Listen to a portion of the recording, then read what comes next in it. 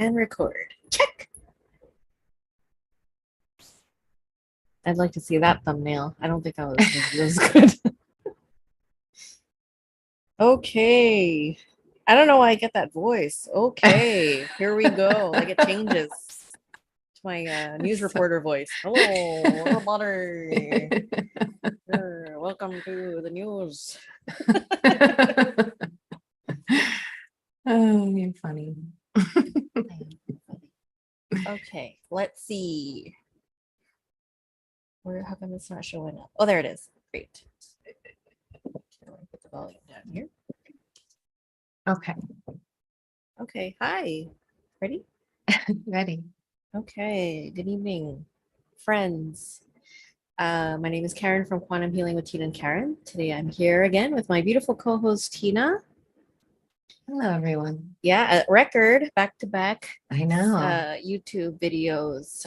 You get what you get, and you don't get upset. That's what we tell the kids. Yeah. So we're hopping on our call because we'd like to talk about a couple of things. So on the agenda today, we're going to talk about consent to be here. Is reincarnation real? And entities and their fear, people's fear of them, or fear of around the subject. Before we begin, please like and subscribe and comment if you would like. We'd like to know who's here. And also just for everybody's sake in the chat section to please be courteous, please be respectful.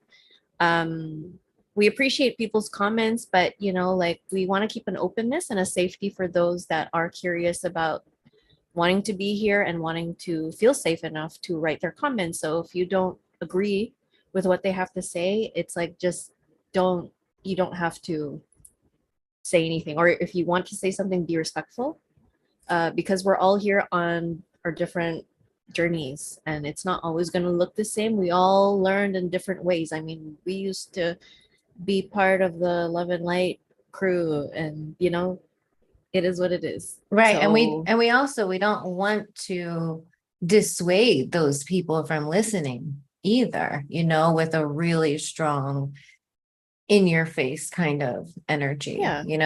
Like, we want it to be open. So even if we disagree, not everyone's going to agree with us, but there's a way that we can bring our wisdom and information and experience onto the table just as you are, and we can look and agree to disagree, or agree that everyone's truth is going to be different at that moment. So, and none of us know the whole entire truth.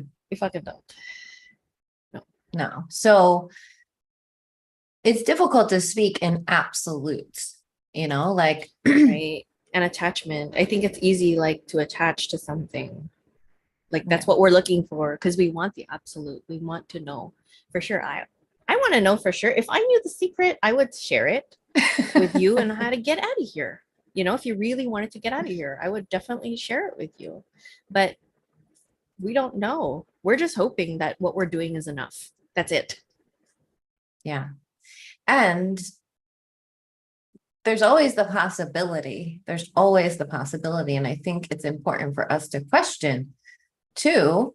I mean, because if we are truly discerning and we are truly open and searching and seeking for truth with a capital T, then we have to question everything, even like, where is the stream of consciousness about this being a soul trap? Where is that coming from? Right. Right. And who's to say that that's absolutely it? Or right.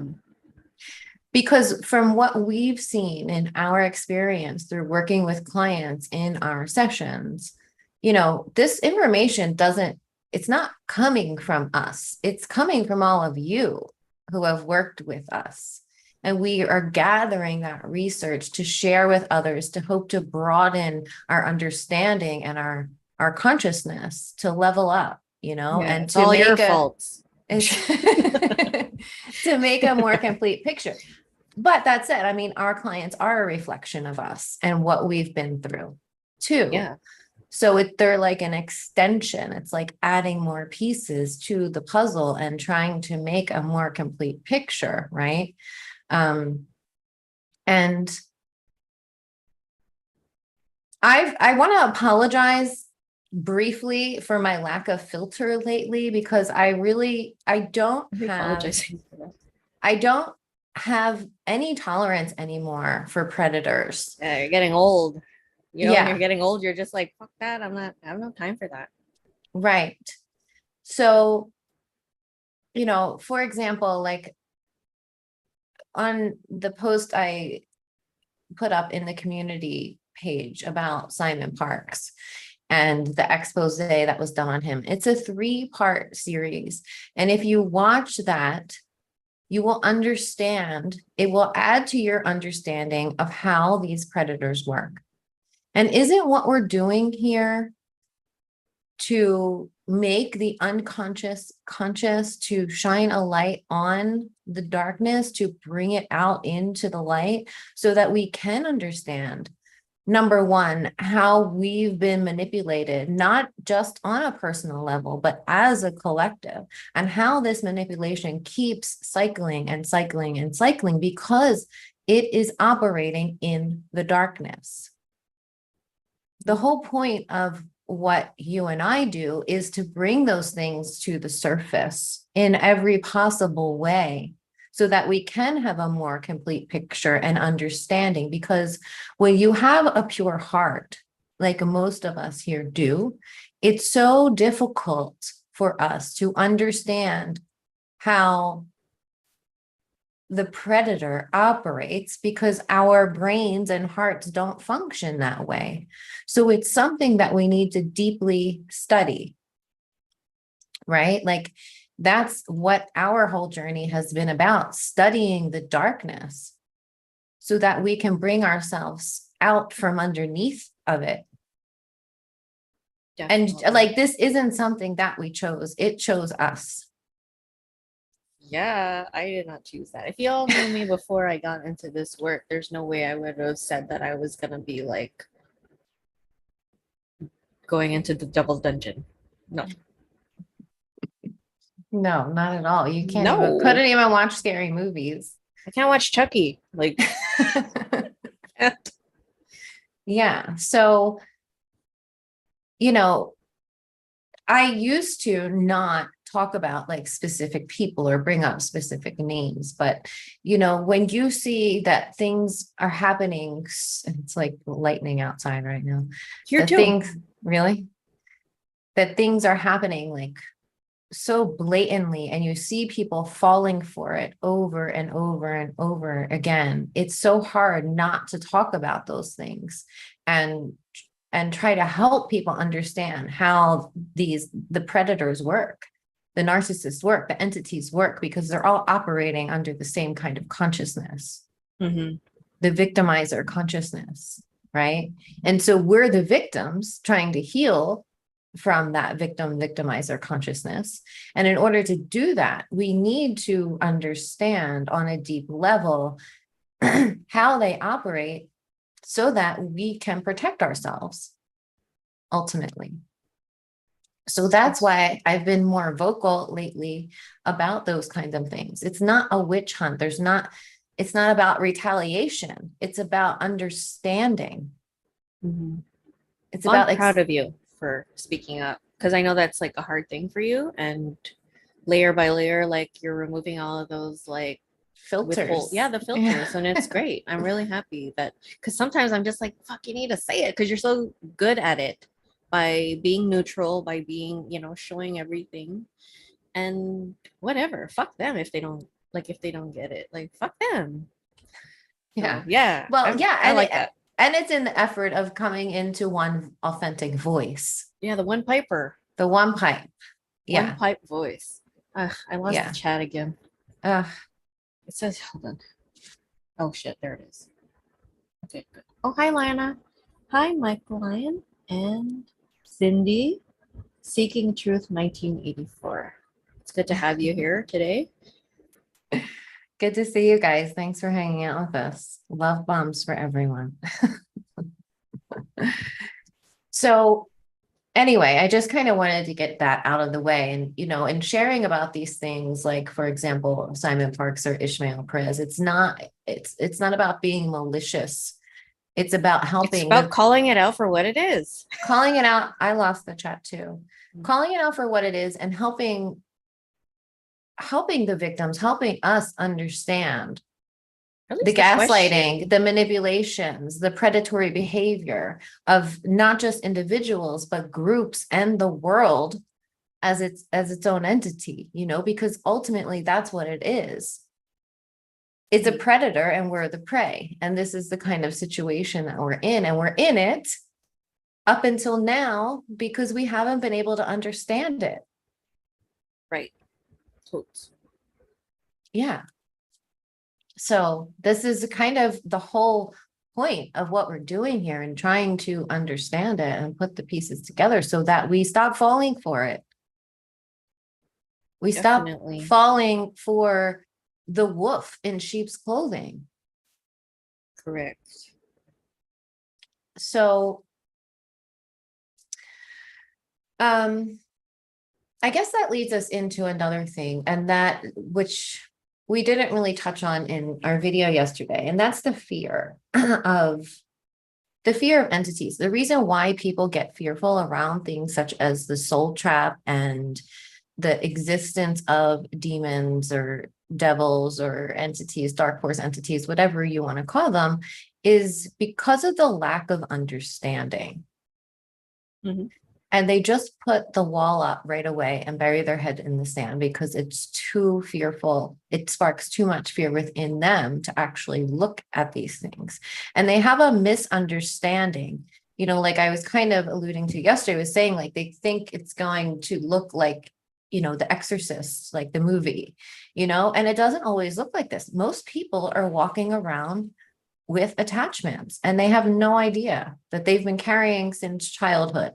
No idea. They're not showing up as like ugly monsters. They might show up that way through the person's behavior, but you're not going to know, and I think the other part of our purpose here is to like demystify the whole thing and kind of bring it into a normal everyday kind of conversation and not have it be so out there and scary for people. I find the kids aren't scared of it. They bring it up all the time. They talk about it, no problem. They recognize it for the most part. They understand astral beings. Well, Buggy draws them all the time.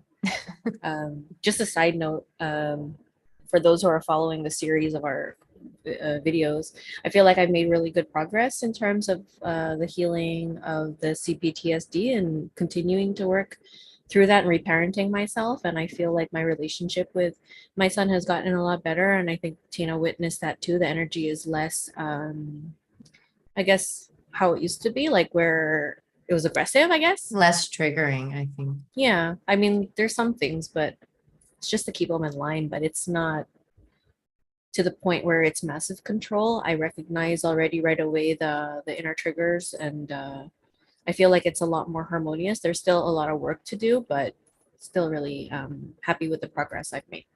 And glad that Tina was able to mention that to me because it's, outsider. Yeah. No, I'm really proud of you. You've come a long way. Yeah. Thank you. Yeah. So anyway, go ahead. I think a lot of the fear of dark force entities or demons have come obviously from religious programming, right? Yeah. My grandmother really instilled that Catholic shit in me. And she would always tell me though. So maybe a part of me was not afraid because she kept telling me I was going to go to hell. So I was like, all right, well, open up the bunk bed. Like, know what to say about that. So yeah, but there's a lot of shame involved in that, like putting that out there. Like if you go there, you're bad. And then the fear around like, the devil's going to come and get you. And it's scary. It sounds scary. It's kind of like the whatever is in the attic or the basement, something hidden in the corner in the shadows. Right. But like maybe you can talk about like how you've worked through that fear. I mean, coming from that and into this kind of work, like what was there a big kind of aha moment for you where you're like, this is ridiculous that I'm scared of this? Um, I feel like it was a process. I mean, I never really thought I was going to see something in the physical until I had that experience where I was in meditation and then I was battling something in my hallway, like physically, like, well, through an Mhm. astral out of body experience in my hallway where there was blood with a demon. There was a lot of stuff, but I feel like in layers I had to get over the idea like, okay, they're not coming at me as I would, as my imagination says. They're not coming at me as they do in the movies. They're not coming at me, but they would come at me in different ways, or through my behavior, through our relationship, through other people coming into my life or experiences, etc. So understanding the their strategy and how to get to me, how they, again, we were lucky enough to understand points of vulnerability, so using that to my advantage. um Seeing it for myself in our first one of our first RSR sessions, I felt it was pretty demonic, very scary as an observer, because back then we worked with guides, so I was observing it. But then that propelled me into, I need to do this myself because I don't want to watch from the glass what's going on in the protective glass. I was kind of like scared in the beginning because, like, one thing that we saw and I talk about all the time, it's that damn black latex. There was a black latex that I had seen in a session, and Tina's like, okay, like, let's go see what's under the latex. And I was like, okay, like, let's see. And it was a demon under there. So, oops, sorry. So, I mean, I had to feel the body sensations. I mean, there's a process to it. But yes, they could manifest its way depending on everybody. Like, it really depends on your situation and how much fear, I guess, you give into it. I mean, again, it's how much you're willing to give them, how much of your power or your heart or whatever it is. Because then if you give all of that to them, then they're going to look bigger. But then if you take it away and understand why they're here in the first place, like, why do they want me? What do they want from me? What are they feeding off of me or whatever? Then they start to get a lot smaller. They got to put all those smokes and mirrors and tactics out there to bring your quality of life down, to make you doubt yourself, to, they work through all layers of your existence Right. to bring you down, to make you crumble. So, I mean, understanding how they worked. And it was the same for Lana, which I was really happy. She was just like, it clicked. It was just a clicking point where, no, those fuckers need me. Mhm. So I'm not going to leave a plate, like a platter of my energy out there for them to feast on when I have the power to help myself so that they don't want me anymore. They have no power to come and get me anymore. So I'm still working through a lot of some fears, like subconscious fears that are relative to the inner child and that kind of energy. But I'm welcoming it. And when I was saying, I was like, I'm bringing down all my protections. I'm going all in dreams. I'm like, let's go see what happens. Um, and so far, they're not really letting me dream, or I feel like I'm not coming into a space of dreaming, which I think is purposeful. But I'm gonna bypass that because it's just stupid. Yeah. But yeah, I'm in a space now where it's like, fucking bring it on. Let's see what Yeah. happens. Because I'm not scared. I'm really not Yeah. scared. That's really good. I'm really like excited to see you in this place. Oh yeah, because I'm reaching my 40s, right? Remember, like, you're in Yes. that space of like being the woman. Yeah. Yeah, Yeah. I think that's where I'm I'm Empowered, I'm like I'm fully coming now. empowered.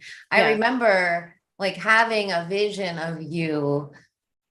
You were probably 45, I would say, in this vision, and just so fully empowered and embodied in your divinity. Was it really sexy? Yeah. Okay. Yeah.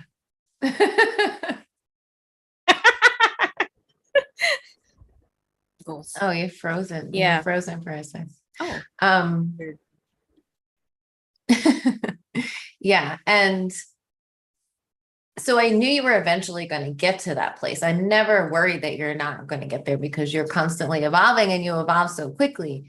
And it's like one of the things we need to understand is that these energies are very subtle. They're not going to come at you looking like a big monster, like in the physical, like they're working through people, they're implanting thoughts, they're implanting feelings, they're working on the subtle energy layers in our consciousness. So there's all these ideas and misconceptions about how demons or entities work when it's really much more subtle than we could ever imagine, and most people don't even realize that they're being manipulated by entities. So Yeah. I just wanted to say, like, it's not something to be fearful of when you realize how powerful we are and that they need us to siphon energy from. Then you can really start to take back your power. And Lana says, I think stepping right into that fear and walking through it as opposed to avoiding dealing with it really helps in tackling it. And like Karen said, it's a process unique. Yeah, exactly. Because it's in facing the fear. Even we see in sessions, when an entity presents itself, the client can be fearful. But when that client then embodies who they truly are and stands up to that entity, it's exactly like you said. They get bigger and more powerful, and that entity shrinks down because you're taking away your fear and your power from that entity that you're giving it. They can only take what we give. So yeah, I just think there's a lot of fear around entities and the soul trap and things like that because it's very much misunderstood. What's also misunderstood is that when they say, like in the Dolores Cannon post yesterday where she said, demonic entities posing as loved ones. I don't even think they're necessarily demonic entities, but they could be just false light beings presenting themselves as loved ones or guides or whatever. And they might actually be light beings, but they're still working for the system because that's all they know. They don't even know that they can break free from it. Right. So it's like everyone that is a part of it is trapped here to some level and under a veil of forgetfulness and not really knowing or understanding what they're doing here and answering to someone that is higher than them. Right. No. Totally. Yeah. Yeah. So then we come to consent. And did we consent to be here? And from what we've seen, that's different for everyone. That's different for everyone because we saw that I consented to this lifetime. I planned it, right? And so did I. And so did you. And so did many of our clients. Most of our clients that we've worked with have consented in some way to be here. I hate admitting it, but I was able to see it for what it was. And of course, like the cynic in me was like, did you really? Like, because that's so stupid. But I fucking did. Because there is, to a certain degree, I mean, like not everybody's consenting. Yes, there are trickster consenting. I agree. But there's also genuine consenting because we generally want to help free people here. And then we get in the fucking trap, but that's on us. Yeah. This is what the system is. This is what the whole computer system is. Right. And then we've also seen that, for example, we talked about that fairy that was kind of kidnapped and trapped from her realm and brought here and forced into a human body. She did not consent. However, she did have the longing within her to come and help Earth because the frequency was being sent out, the signal was being sent out to the elemental realms that the earth needed help. But that frequency was somehow distorted, right? Like you saw that part in the session. Yeah. It was like you could see the frequencies coming from the earth, but they look kind of, well, black and like hazy. So I was like, oh, what's that? So I touched them and it was like as if there was entities that were working through the earth energy that was calling out to these pure souls to come down. And of course the pure souls are like, yeah, sure, mom, like coming in. And then they got fucked. So there is a willingness to come, but yes, the deception on the other side. So that's another reality to it, let's say, another possibility. Those that want to come because it's like, yeah, sure, you know, I'm a warrior, I'll fucking do it. You go Right. in, you get fucked, you stay here a bit, and then you get the hell out. And then those that are recycled and recycled and recycled. Like Right. there's so many different elements to consenting or whatever, what that looks like, whether it's like very much manipulated or genuine. So Right. there's a spectrum here. I mean, we can't say that it's absolutely all bad. I mean, it is bad, but I mean, manipulated. Manipulated. Right. And I think that's the reason why there are so many souls here right now, because these signals are going out from the earth, these distorted signals, beings are consenting to coming in and then getting trapped. Because you cannot, like, when we saw you were consenting to come here, like you were super excited to come to Stupid Earth. idiot. Like couldn't wait. We're like, yes, I can do this. I can't wait to get there and all those things. But when you get here, a high vibrational soul doesn't understand. Like The this is density of the this, density. the program. Yeah, because like every time I see it, it's like you see this light, this bright, beautiful light coming into the atmosphere, let's say, just saying. And it hits a filter, like almost like when a mosquito goes into that electrical like buzz. And the light gets diminished ever so slightly in order to abstain itself in this environment. And then you're fucked. Then you have to deal with the consequences of the zap, I guess. Yeah. Because you think as a high vibrational soul that you're coming in here and you're going to bring all of your energy and all of your consciousness and all of your power with you, probably not realizing that you're going to go through that filter and your essence is going to be dimmed. And then you're left with only a partial amount of your original energy. Right. Yeah. Hold on. I have to let Coco out. I'll be right. And what I'm thinking, yeah, go ahead. And what I'm thinking is that in order to ascend out, you have to do all the work to get rid of all the shit that you accumulated being in this earth realm or program. And then you can get the fuck out of here or ascend, as they say. So, yeah. Hello, super unknown, abstract angel. Nice to have you here again.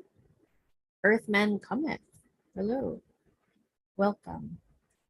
While Tina's letting the dog out, if you haven't already, please like and subscribe. Yeah, so we've seen multiple different scenarios that play out. We've seen people who are tricked and trapped. Well, not even so much tricked, but trapped by entities who then are recycled through bodies over and over and over and over and over again without even any rest in between, without even leaving to go to the higher realms to choose a new life and things like that. We've seen that kind of scenario. So they have no choice. They're being forced into these families that are going to cause more trauma, and then their soul degrades over time.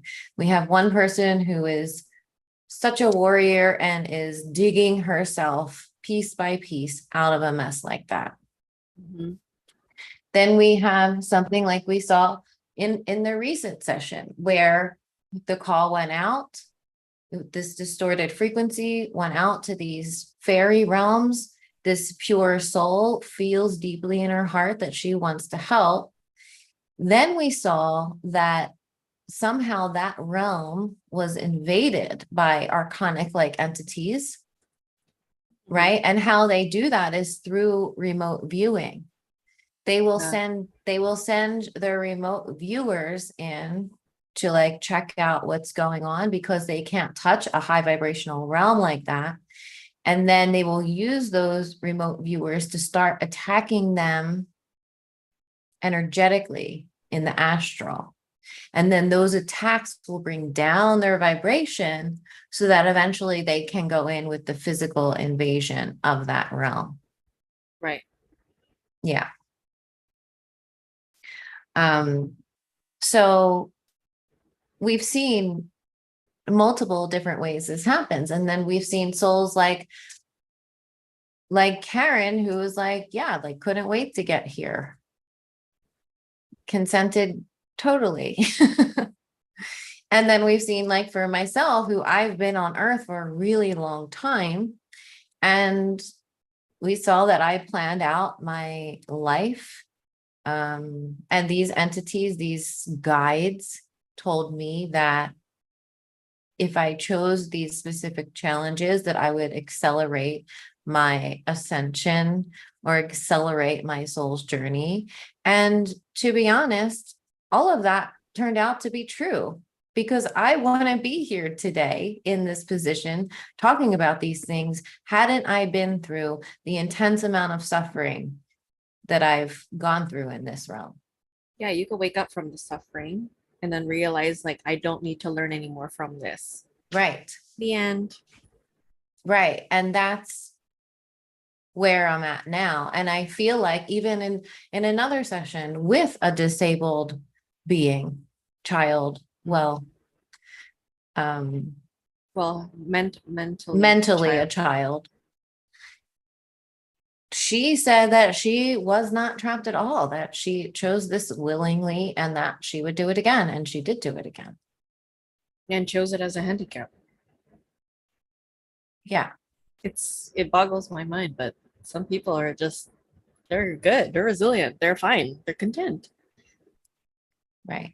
Because I think while we're in physical form, especially in a dense third density body, I think it's really impossible for us to see from the soul's perspective. Unless you do like a deep dive into your own consciousness to see for yourself, did you choose to be here? Where do you come from? Yeah. You know, were you tricked? Did you consent? Like we can't make these huge generalizations if we don't know, if we don't even know for ourselves. It's possible for you to access those memories. Mm-hmm. With the right guidance in a regression session. It's really just getting relaxed enough to get past the conscious mind and access your divine self and your memories. Right.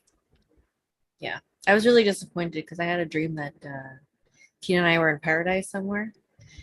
And then she was like, okay, well, I got to go back now to Earth. And I was like, what? I was like, we just got here. Yeah, because I think too, and I don't think it really has anything to do with a memory wipe, but even in physical form, we can go through an intense amount of pain and suffering and almost forget like it ever happened. That's true for me. The amount of pain and suffering that I went through in this lifetime, it's almost faded away from me like it never even happened. So I can imagine that when we leave the body, it could fade even faster and quicker and be almost like it never happened. And then so we forget what it feels like to be in a 3D dense physical body. And then we might choose again to come back. Yeah. You know? Right. Yeah. So yeah, I think each individual's journey is unique to them, and we can't really generalize anything at all, especially when it comes to consciousness, because you cannot limit consciousness. Right. It's possible that all of these entities are creations of our own too. They could be like egregores or tulpas. Yeah. I feel whoever's trapped here, for example, they are, I guess, understanding the soul trap, but then there's another set of consciousness that's like, okay, well, I'll do it again, and I'm fine with that. You know, Right. there's two And different conveyor belts or three multiple conveyor belts happening all at once. It's really wild because we've seen so many different outcomes in sessions that you can't really just be like, okay, well, anything is possible. It's yeah, it's crazy to see. But right. for us, I mean, we have the choice. That's the thing. You have a choice. And now that you know, you can get out. And if you want to stay, cool. That's entirely up to you. Right. Because ultimately it's all about choice, you know, and some people will choose to stay and come back. Those that aren't ready for this kind of information, they'll probably come back, no problem, and be fine with that, not realizing that they could be manipulated even by their guides, Yeah. you know. Mm-hmm. And this brings us into another topic, which is really interesting in itself. Someone emailed us and presented this question, and it's, how do we know for sure that the past lives being brought forth in a regression isn't coming from an attached earthbound soul or entity? How do we know that that's really that person's past life that's coming forward? And the short answer is we can't really know. Right. It's not like a tangible thing where you can go in a library and see. It's we don't. It's the exploration. When you're exploring consciousness, it's not cut and dry. You know, we do our best in our work to clear the vessel of any entities, earthbound souls, or other consciousness that could be presenting misinformation or could be presenting their own experiences through that client. This is why we suggest, clearings beforehand, and why we work with clients to clear the vessel beforehand, so that the chance of those things happening is less. But can we guarantee? No, we can't guarantee anything in the exploration of consciousness. The only thing we can do is do our best to use our discernment and to question everything that comes through. I think there's kind of a knowing that comes through the heart, like when you're witnessing someone have an experience, you can feel and tell and know whether that experience is genuine to them or not. Right. And at this point in time, I'm not ready to like make that leap from there are genuine past life experiences to they're all caused by earthbound souls and entities. Maybe they are. Yes and yes. They could I be. say all of it. All of the above. I think everything is all of the above. We can't just classify it to be the absolute for everybody. It doesn't work like that. Right, because each individual is unique. Right. It can't be like there are cases of people that have expressed lifetimes in regression of attached earthbound souls or entities and things like that. That's happened before, Mhm. that's known. And all we can do is do our best to minimize that happening, for that person to have a genuine experience. And so the person was pretty much saying, could it be possible that all of those past lifetimes that people have seen are the result of entities or earthbound souls, and that reincarnation isn't real at all? And I think it's probably a mix. I'm not ready to make that jump yet. Like none of it's real. None of those past life memories are genuine. Like your past life memory of being home isn't genuine. I'm not ready to make that jump. I don't feel that in my heart that that's true, that Mhm. was coming from like an entity or an earthbound soul. I don't feel that. To have that So, like massive emotional reaction. right. Right. What do you think? Feel? I feel like my experience was very genuine because like you could feel it, you know when people are acting and when people aren't. Even if they Mhm. have like the crocodile tears or they do have an emotional reaction, you could tell if it's bullshit or real. You could feel it. So yeah, there's multi layers. It's not just entities, it's also your trauma. There's other, like what do you call it, Subpersonalities. sub personalities. There's a lot of what do you call it, things. There's a lot of contributing factors Right. that you have to take into Because, account. It's right, not just because one. a Yeah. person, a human being, is not just like one consciousness. Mhm. There are many consciousnesses that make up this form, this vessel, this energy, even including, bacteria and viruses and fungi. Like you could tap into those consciousnesses within yourself too in a regression.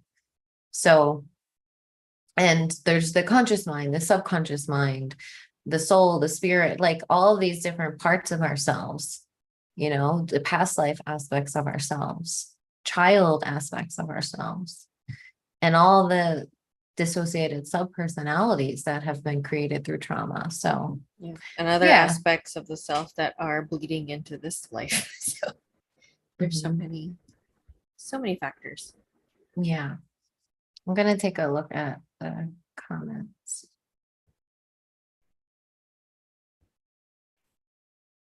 It's all Lana our says, I dropped and broke my crystal the other day and it literally hurt my heart. Empathy can really be a bitch sometimes. I don't even want to talk about plant or animal. Oh my God, Lana, I've been totally feeling that lately. I came home the other day from shopping and my flowers out front, my cosmos, they grow kind of big like trees. those are the ones I fell. Yeah, the one by the steps, the one that just started to flower and Oh. blossom. And it was so big. And the rain came down so hard that it knocked the whole thing over and pulled the roots out. And I literally, it broke my heart because I just feel like, oh my God, you're all going to die now. And I just, I couldn't even bear to pull it out of the ground. So I pushed it back up and tried to put the roots back in and like propped it up against something to hope that it would stay. But it just keeps falling over. But yeah, the littlest things, even I can't even kill a bug anymore, or a fly or whatever. Like even I can't do it either. the spider that jumped on my head in bed, like it was this God, big. we fucking screamed. Both of us screamed so loud. 2 o'clock in the morning. Yeah, that was wild. Yeah, I totally feel you on that. And crystals are amazing too. And Oh yeah, my crystal. I need to go. We need to go back to that crystal shop mhm. next time I come. Um yeah, because I used what kind was it? What kind of pointer? It was a obsidian that I used for protection. And I remember I was getting like super psychic attacked by somebody, and I brought the crystal with me. And as like I was getting energetically attacked, the crystal cracked by itself, just in a distance from me, but in my vicinity, and it just cracked by itself, like sitting. So they're really powerful. It That's took the why, hit for you. Yeah. yeah, And it that's really why we did. use them for protection. So like to see that manifest in the physical is really cool because you can see how powerful they really are. Yeah. Yeah.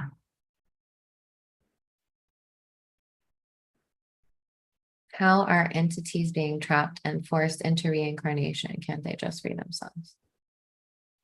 I'm not sure what entities you're talking about. Like souls, like us?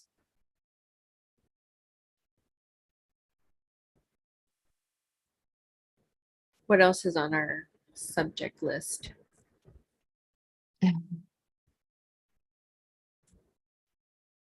Um, Yeah, I catch and release spiders too. And anything really that shows up in my apartment. I try not to kill. Yeah, yeah, I'm surprised we even let that spider go because we knew that was a manifestation directly from that energy. Um, Lilith. and it just like opened up the portal right on top of Tina's head, and they're just like, you just see like a hand going, like Yeah. putting the spider right on her head and Yeah. then putting the hand back up, and then the portal closes. Because I saw her just like hitting her head, and she's like, oh God, there's something there. And then we were watching Netflix together in bed, and then she turned the phone, which we were watching on the side, and we just see this giant wolf spider right next to her, and we fucking scream. I have You're like, never. oh my God, you pushed me. And so, and then you're like, go get shoes. I didn't even know what to do. And I was like, oh my God, I ran and I came back. I know you really were like this. Yeah. Because I was so shocked. I was like, I don't even know what to do. I went to go, I got 2 flip-flops and a boot. Like, romantic night. Yeah, because my first instinct was, oh my God, no, we have to kill it. That was literally my first instinct. And I'm like, no, we can't kill this thing. Why would we kill this It's thing? not Like, its fault. it's not its fault. They just dropped it through a portal. Like, no, but it's funny because when I asked where did it come from, I heard the Spider Queen, right? Is that what I heard? The Spider The Queen? Spider Queen. Yeah, When this I is the looked, spider. yeah. Uh, I have never seen a spider that big in my life. I've never seen one of them around here. I've never, ever, ever, ever. I've seen big ones like that. I remember when I was getting also attacked by entities, and they were coming along because I know like when entities are around, big spiders like that show up because I live in a basement apartment. So I get daddy long legs, which I don't care. Like I'm like, cool, you could live here, no problem. But when you get like the big mamas like that, I'm like, there's something else here. Mm-hmm. Oh, Nope. that's what it was. The Spider Queen, I heard. So I Googled that to see who was the Spider Queen, and this entity named Lolth shows up, Lolth. Now, Lolth is really close to Lilith, Mm-hmm. right? So, and No. looking through that energy, the Spider Queen energy or Lolth, Lolth is an elven version of Lilith, basically. Like almost like identical energy, just a Yeah. different mythological interpretation of that energy. So Yeah. that was really, it was kind of cool and interesting and scary all at the same time. Yeah. Our life is like for real Dungeons and Dragons. Yeah, it really is. And so what I felt was that energy, that dark elven type Lilith energy was related to that fairy client that we were working with at the time. It was directly related to her. And there were some other connections there too. Yeah, it's very interesting. Like the everyday kind of magical things that happen in our lives that we really don't talk about because they're just so normal. They're just a normal part of our lives, you know. It would be really cool to kind of like be able to like document all those things and talk about it, but it gets so time consuming, you know. Yeah. Everything's fucking time consuming. But like, yeah, some of the things that that happen are crazy. Yeah. Like those physical manifestations are really like the big ones, and they always happen with us, to like big flies, to bat flying into the room, which we could never figure out where it had come from, right? You said it came from the baseboard of your thing, but there's no way that it could have, there's no hole leading into from the outside into the baseboard and into our room. Mm-mm. A mantis in the room. What else?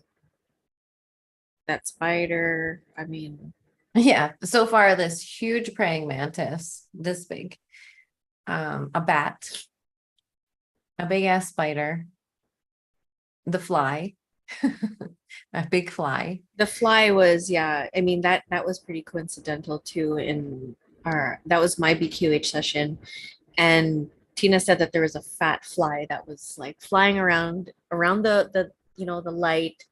So it was making that, the fly sounds when it's like hitting the walls because it's all Buzzing. like, and it landed onto the carpet while I was exploring in my consciousness.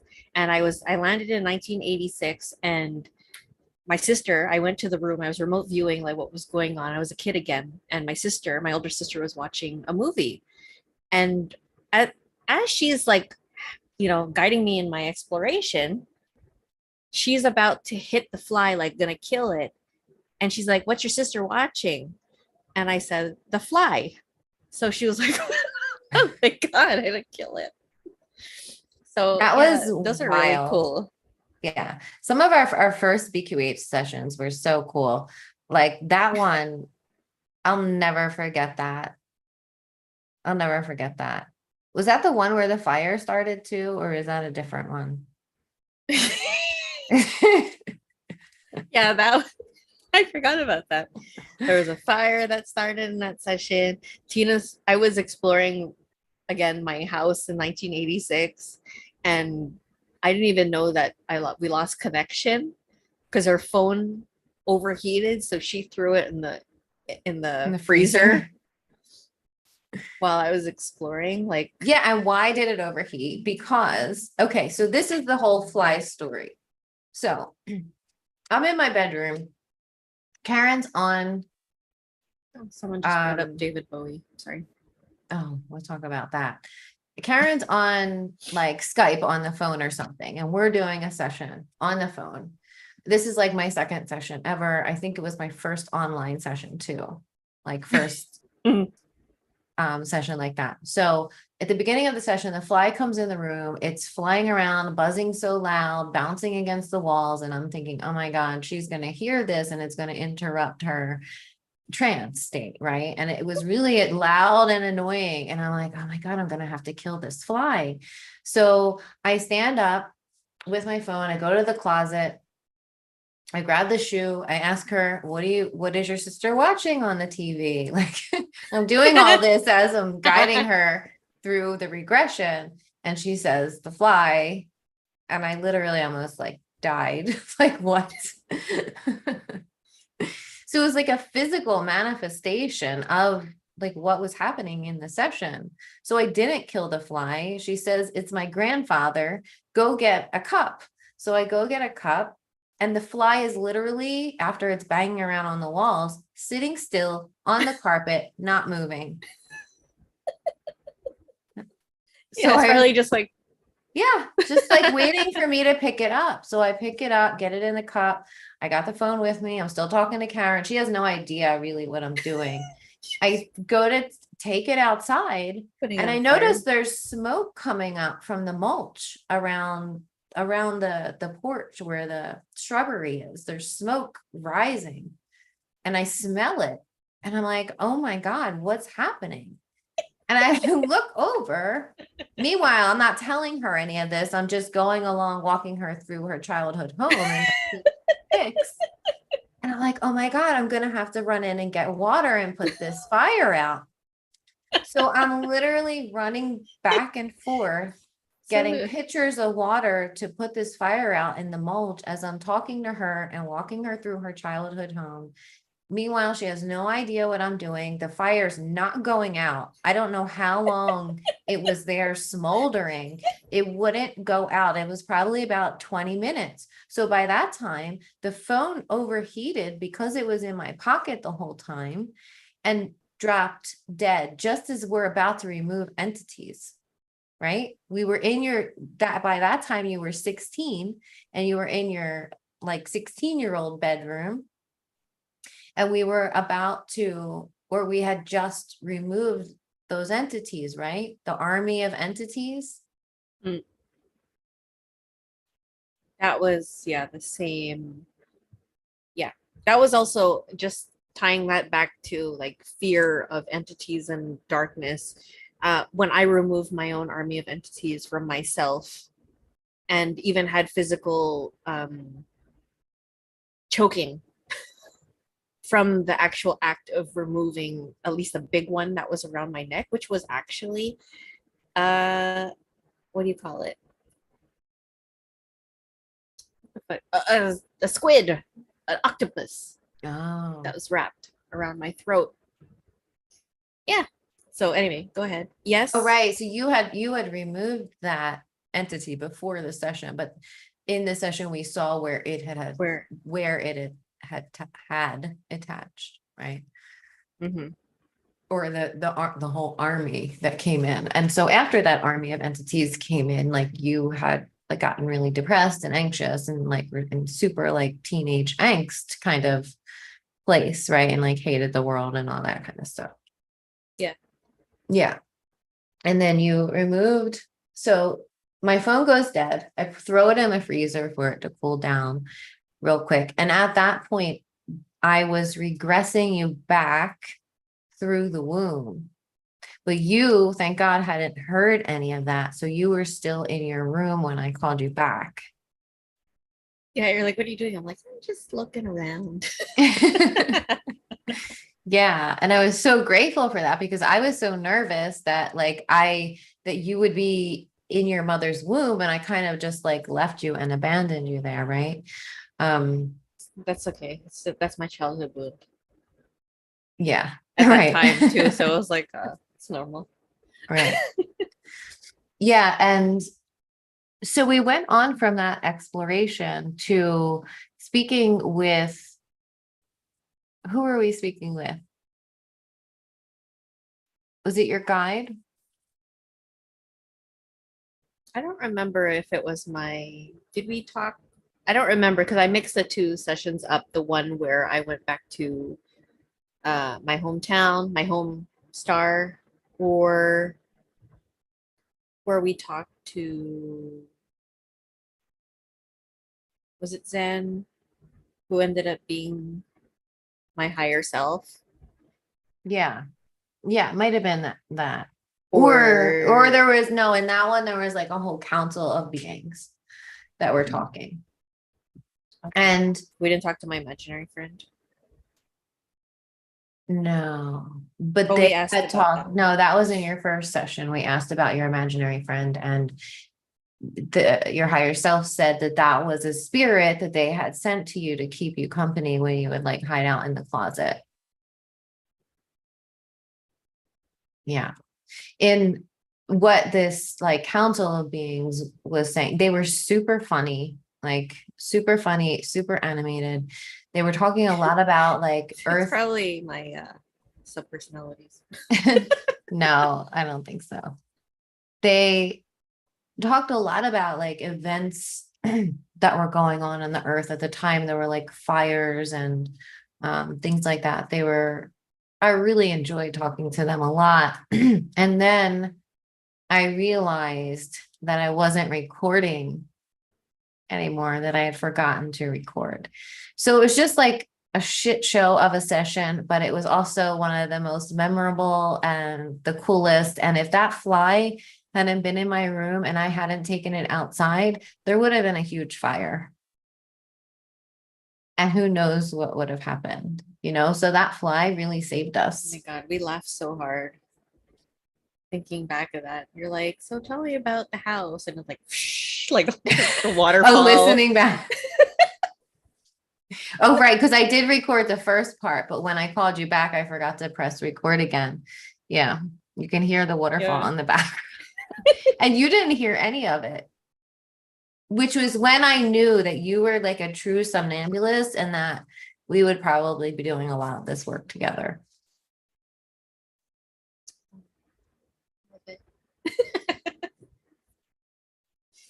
That was fun. Yeah, you were really deep in trance and yeah, that was cool. Oh, speaking of crystals, I'll show you this Celeste thing. It's so beautiful. This blue one. Oh yeah. Is that the one that Julia picked out? Yeah. It doesn't focus good. Well, you could put your hand behind it and show it. I learned that from YouTube. It's not working. No. or go behind it. Move your head. Move my head. Yeah, so it focuses on the. Nah, that don't work. Never mind. It's pretty. It is really pretty. um, Ate my last pretzel. mhm.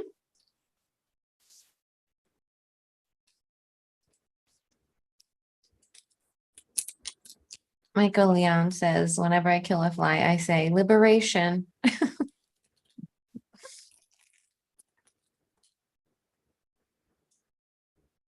Mm. Mhm. Yeah, David Bowie, that appearance by David Bowie in one of our sessions was wild too. Yeah, we went through a rabbit hole with that.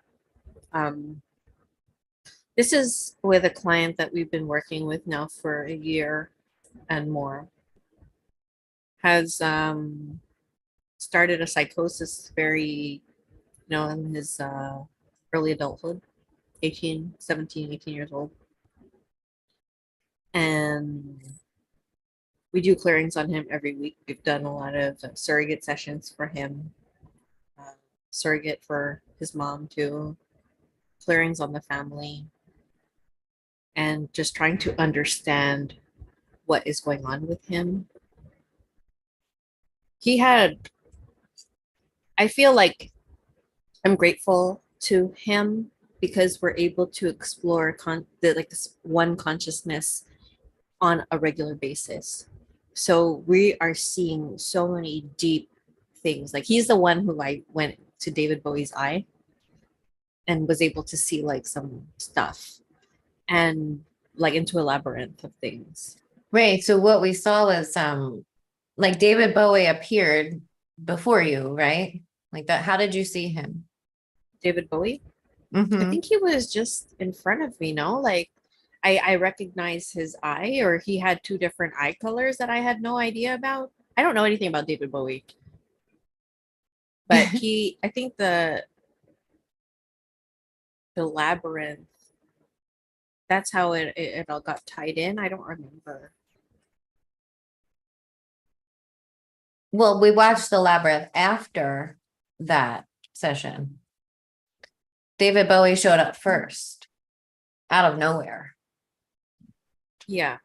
And like I said, I don't have any David Bowie ties. I don't Background. know any of his music. I don't know anything. I think Right. even the labyrinth was also what was it, 1986 also? Like a lot of these things were tied to, even for me, like I said, The Fly was part of 1986. There's other things that were happening in 1986. Yeah.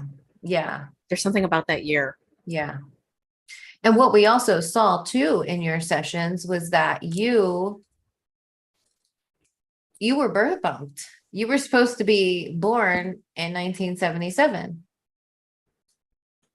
No, I feel a deep connection to that year. Right. But instead you were born in 83, and then somehow because they were saying that the time there was something wrong with the timeline or something, which is why you couldn't incarnate in 77. I don't remember, Yeah. but there was something. I was supposed to be going in, and then I got pulled back, Yeah. or maybe that was a entity thing. I don't know. But either way, I was still volunteering to come. Right. Yeah. I think it's important to talk about because there's kind of like a fight between like, did we consent or did we not consent? Are we forced? And when you hear someone saying like, yeah, I remember and I wasn't forced, I chose to come, I was excited about coming, you know? Was Right. And so you see that it's an individual experience. Mhm. So what did you see when you went through David Bowie's eye? I don't remember. Was there three doors? Yeah, you fell into a room with a black and white checkered floor Mm-hmm. with the three doors, and there was a being in that room too. Yeah. I'm wondering if that was like a demon or an elder, you know, like how I saw the Yoda. But I don't know.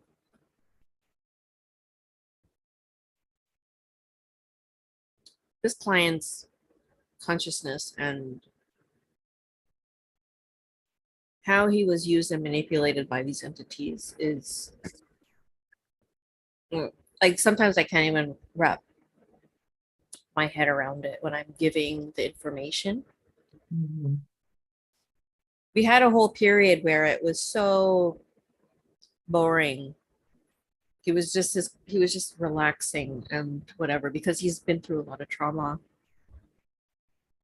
And then he went through a phase of relaxation, and then now I feel like I think that point of rest was so that he could rest in order for us to go deeper and find what we're finding now, which is he's got thousands of subpersonalities. There's a lot of stuff that's hidden within the subconscious realm, which is how I felt called now to search through other people's subconscious realms or subconscious space in RSR sessions now. Um, yeah, he's like a really good research type project. And I Yeah. feel bad because like every time we have to relay the message to his mom, it's like, well, it's a little interesting, or Yeah. it's different this time Yeah. around. I think she's pretty used to it now, though. Yeah. Yeah. Because that one from August 11th, we saw that. Yeah, that was the one we saw like 300 subpersonalities. But we also saw that they were using him for remote viewing. They were using him on to retrieve psychic information and go on missions. Um, and there was like these AI parasites that were weaving through the subparts. Mhm. Remember that? Yeah, like were they reprogramming them? Yeah, there were like different clusters of the subpersonalities. Yeah. Yeah. And there were like AI parasites weaving through them. Um, yeah. And so he's so fragmented that, these personalities, they're like collecting these personalities into these groups to try to dominate the whole of the being, and then also using those personalities on missions for their own, because his consciousness is it's so vast and so malleable too, that I think he's also fascinating for them, and he's also easy to use. So it's interesting that these things are coming together about how they invade other realms, firstly through like remote viewing them, and then attacking that population of that realm through like the astral energetically, because they can't get there in the physical or whatever. Mhm. And then once they get the population of that realm, like drained and downtrodden, kind of like what's happening with us now, then they come in physically to take over that realm. So they were using him for those kinds of missions. Yeah, it's crazy. And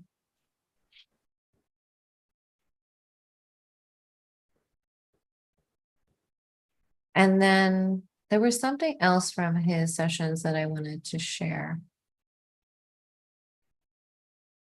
Okay, so this was from another session. You saw him in outer space traveling with an entity following him, right? That And was the whole thing, that's no? The remote yeah. viewing.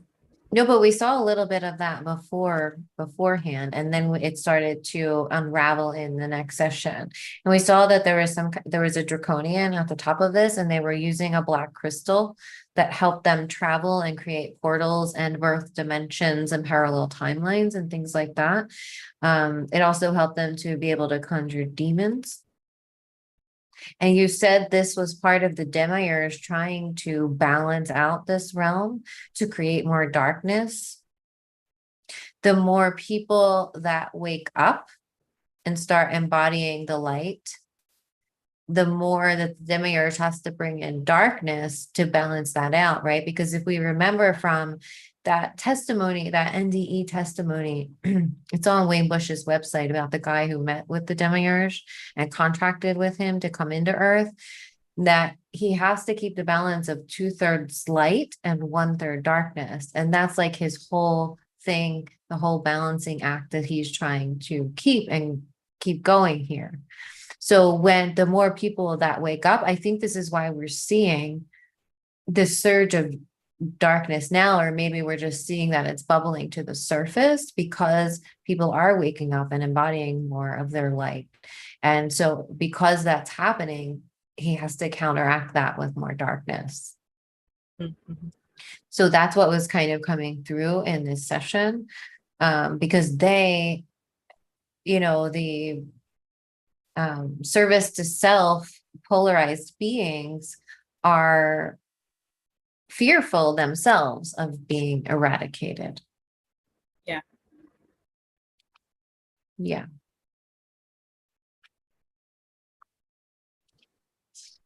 So we saw that the keys to being free from this realm is detaching, embodying unconditional love, and connecting with your divinity, your divine self.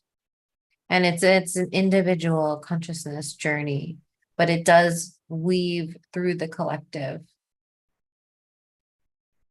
illuminating the hidden parts of our consciousness and the stolen parts.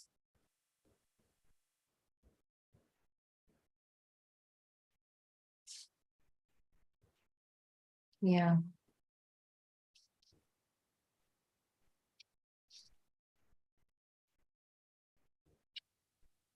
Lana says, have you guys come across Mayan serpent deity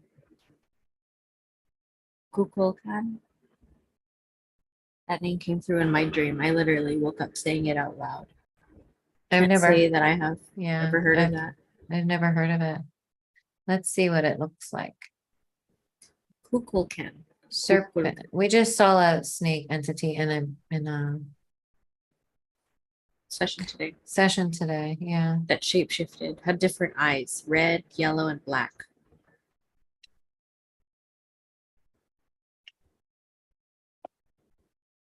So again, it's a feathered serpent.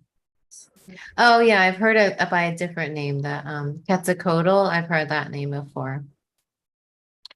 A creator god who also brought rain and winds.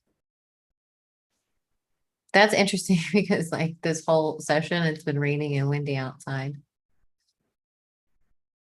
What did you get about it, Lana?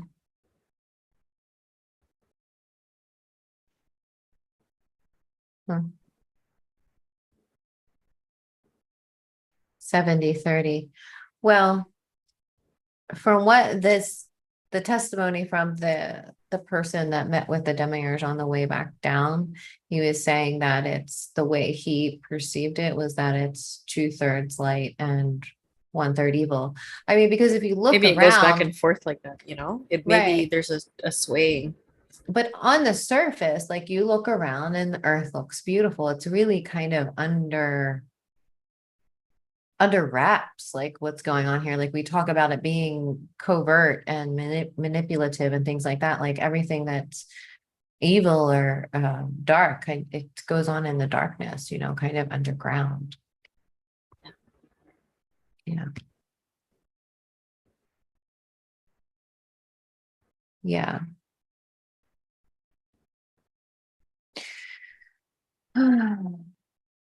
Well, you'll have to let us know what more you get on that energy, Lana.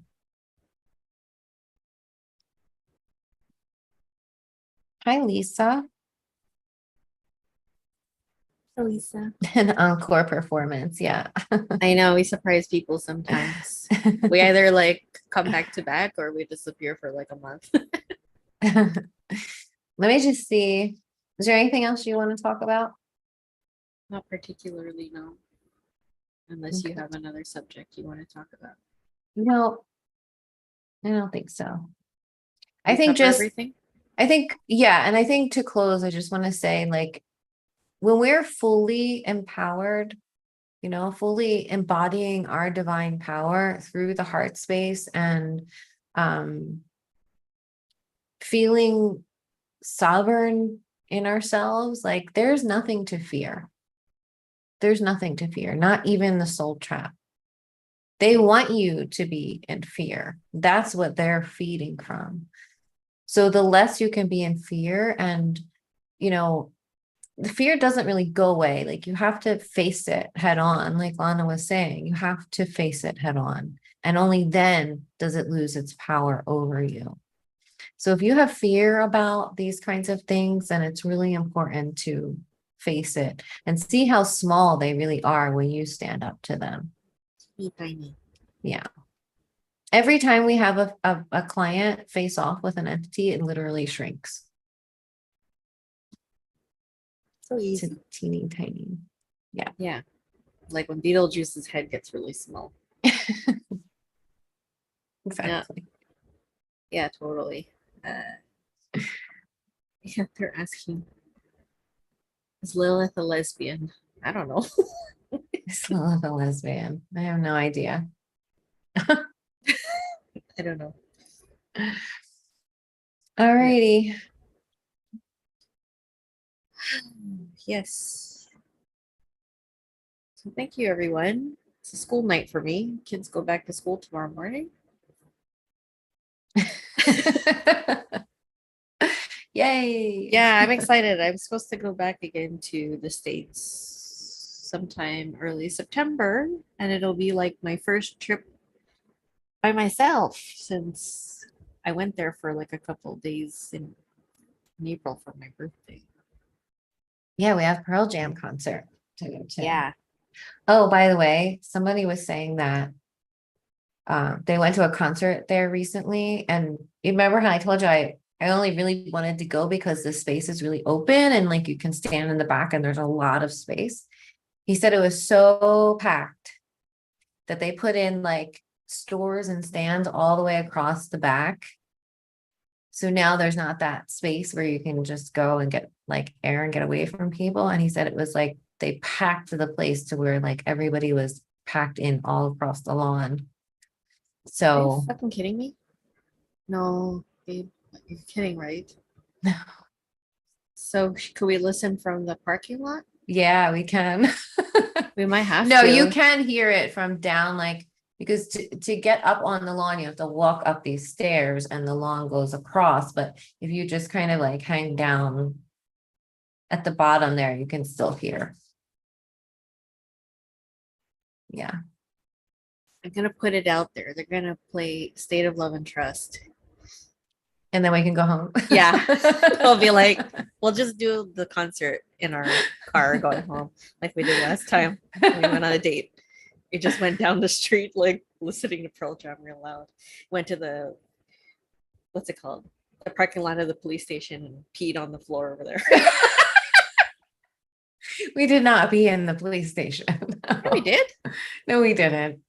It was behind it in the park. Yeah, whatever.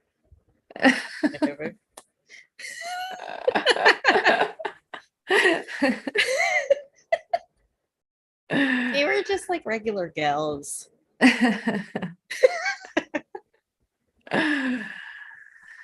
All right, friends, we will see you next time. Thanks so much for hanging out with us. And Yes, please feel free to write us. Give us more topics so we could come on and talk. Again, like anything that you want to know about or want to pick at our experience and talk about, we'd be happy to help and assist in the information we've gathered. And yeah, we appreciate you all again, of course, as usual. And thank you very much for having a peaceful chat. And I guess via that way, my chat is still working very well. So, yeah, yes, we appreciate each and every one of you. Please like and subscribe if you haven't already. And yeah, write us, contact us. If you want to work with us, please, we'd be happy to assist you in any way that we can. So, that being said, Thank you, Tina, for sharing your wisdom as usual, for lighting the presence, like the light of my life. Brings me a lot of joy to have this experience with you and everyone else that we can share with. So Yeah, I agree. Thank you too. Good night, everyone. Night, Sam. Night, Abstract. Oh yes, an Micaiah, abstract. Super I Unknown, ordered. Lisa, Glass, Dawn. Yes, I ordered abstracts of a shirt of a elephant that he I drew. can't wait to see it. Me too. I'm gonna wear it for one of our shows. So just to be like supporting each other, you know, peace, bringing peace and support where we can, right? All right, Twitter, guys. no. Twitter, No Twitter, no TikTok, no Facebook.